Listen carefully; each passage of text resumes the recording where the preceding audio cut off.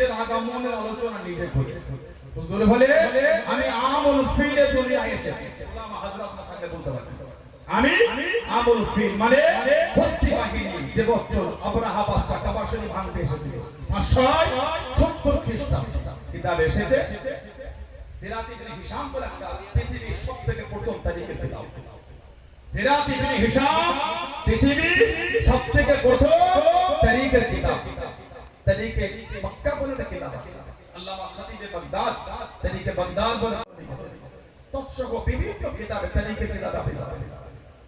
আব্রাহা বাদশা 525 খ্রিস্টাব্দে ইয়েমেনে সানআ নামক রাজধানীতে একটা গির্জা তৈরি করেছিল।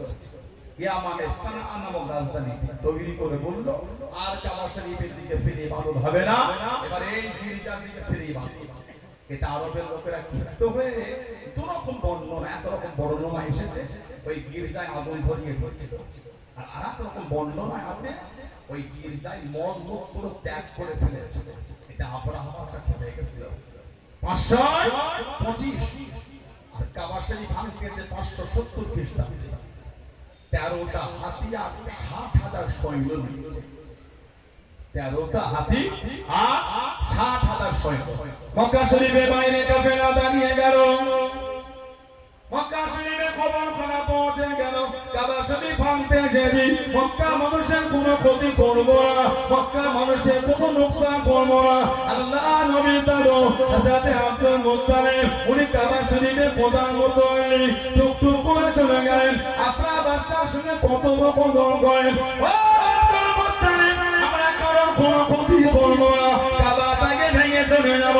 হযরত আব্দুল মুত্তালিব জানিয়ে দেন তুমি কাবা ভাঙবে কি ভাঙবে না জানি না, আমি আব্দুল মুত্তালিব আমার 200 খরচ তোমার সৈন্যরা চুরি করে নিয়ে দে, আমার 200টা উট ফিরিয়ে দাও, আমার 200টা উট দিয়ে দাও। 200টা উট দিয়ে দিল। আপনার বাদশাহ রাগান্বিত হয়ে জানিয়ে দিল আপনি হলেন কাবা শরীফের প্রধান মুত্তালি, কাবাটা ভাঙতে এসেছি, আপনার কোনো চিন্তা করো না, আপনার কোনো পেরেশানি করো না। হযরত আব্দুল মুত্তালিব জানিয়ে দেন ও আমার বাদশা আল্লাহ পাক আমাকে 200 উটের মালিক করে দে, আমি 200টা উট ফেরত নিয়ে নিলাম। কাবার মালিক তো আমি না, কাবার মালিক তো আমি না, যিনি কাবার মালিক তিনি কাবাকে হেফাজত করবে। জোরে বলুন সুবহানাল্লাহ, আর একটু জোরে বলুন সুবহানাল্লাহ। আমি কাবার মালিক না, ওই উটের মালিক আল্লাহ আমাকে করেছে, আমার মাল আমাকে দিয়ে দাও।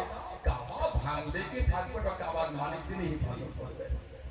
60,000 সৈন্য আর 13টা হাতি আব্রাহা বাদশা 570 ভাঙতে যায়। আল্লাহর হুকুম ঝাঁকে ঝাঁকে পাখি চলে গেল, প্রত্যেকের মুখে একটা করে ওই বুট হয়, বুট ঘুগনি করে ওই বুটের মতন গোল গোল পাথর, কোন কোন বর্ণনায় নরম মাটি, ওই উপর থেকে পাখি নিক্ষেপ করেছে। আব্রাহা বাহিনী যেখানে পড়েছে ওখানকার গোস্ত হাড় শুদ্ধ ভেঙে জমিনে নিয়ে গেছে। 60,000 সৈন্য কাবা শরীফের চতুর্দিকে বিছিয়ে পড়ে আছে। কাবার মালিক তিনি কাবাকে হেফাজত করেছেন। জোরে বলো। আমাদের হুজুর বলেছে আমি আমল ফিলে দুনিয়ায় এসেছি। হুজুরের জন্মের কথা হুজুর বলেছেন না বলেন? আজকে বললে অন্যায় হয়ে যাচ্ছে। আর হুজুর সাল্লাল্লাহু আলাইহি ওয়াসাল্লাম যদি নাও বলে আপনার উস্তাদের জন্ম মৃত্যুটা তারপর বই লিখা হয়ে গেল।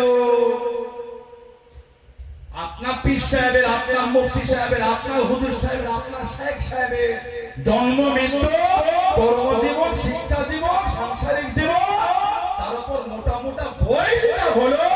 ওটা অন্যায়ের কারণ না, উল্টায় বানিয়েছে তার আগমনের আনন্দ হলে অন্যায় হয়ে গেল। এই বিচারিতা চিন্তা ভালো না, এই হীন মানসিকতা হুজুরের জন্য ভালো না। কায়ামতে হুজুরের দামান ধরেই তো জান্নাতে যাব। সুবহানাল্লাহ। কায়ামতে হুজুরের কাতারেই তো জান্নাত। আলহামদুলিল্লাহ বলে, আল্লাহুম্মা আমিন বলে।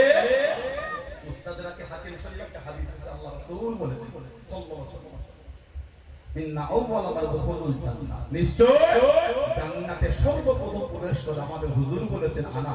সেটা বলা রাদিয়াল্লাহু তাআলা বলেছেন হুজুর আমাকে বলছে তুমি না।